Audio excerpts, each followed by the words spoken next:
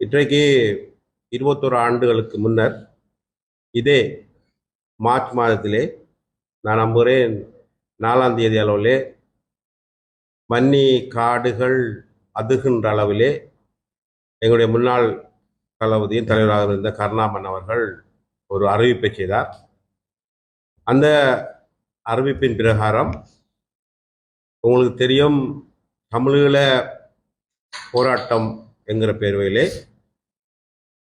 வடக்கு தலைமைகளால் கிழக்கு மாகாணம் வஞ்சிக்கப்பட்டு வந்ததை எதிர்த்து குரல் எழுப்பினார். அவருடைய கருத்தை ஏற்று நாமும் எம்மை போன்ற பல போராளிகளும், முக்கியமாக ஜெயமன் சிரேஷ்ட தலைவர், தமிழக விடுதலை கட்சி தலைவர் போன்றவர்கள் கிட்டத்தட்ட 6000த்துக்கு அதிகமான போராளிகள் போர்க்கொடி தூக்கி அது பிழை என்று நாங்கள் சொன்னோம். இருந்தாலும் கூட உங்களுக்கு தெரியும், ஸ்ரீலங்கா அரசாங்கத்தோடு பேச்சுவார்த்தை நடத்திய தலைவர்கள் ஆயிரம் இந்த மண்ணிலே பிறந்தவர்களை கொண்டு வடபகுதியிலே யுத்தம் செய்து மாவீரர்களாக்கிய எம்மோடும் எமது தலைவர்களோடும் பேச மறுத்த சம்பவங்கள் எல்லாம் கசப்பானவை, கடந்தவை.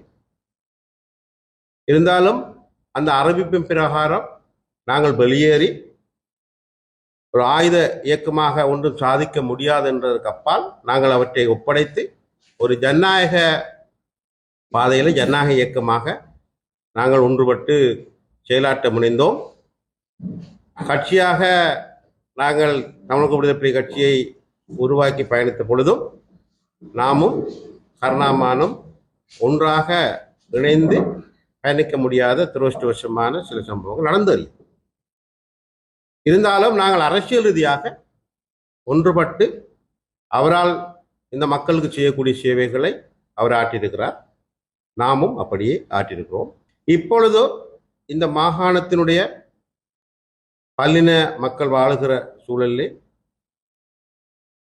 தமிழ் மக்களுடைய எதிர்காலம், அவர்களுடைய அரசியல் அதிகாரத்தை தொடர்ந்து தக்க வைப்பது, கல்வி, பொருளாதார, சுகாதார, உட்கட்டுமான மேம்பாடு, மாகாண சபையுடைய அதிகாரம் என்கிற பொழுது நாங்கள் தொடர்ந்தும் பிரிந்து செயல்பட்டு கொண்டிருப்பது மக்களுக்கும் பின்னடைவை கொடுத்து இந்த மாகாணத்துக்கும் பின்னடைவை, நான் குறிப்பிட்டது போல பல்லினம் வாழுகிற என்ற அடிப்படையில் எமது சமூகம் தொடர்ந்தும் பின்தள்ளக்கூடிய அபாயம் ஏற்பட்டிருப்பதை நாங்கள் உணர்ந்திருக்கிறோம்.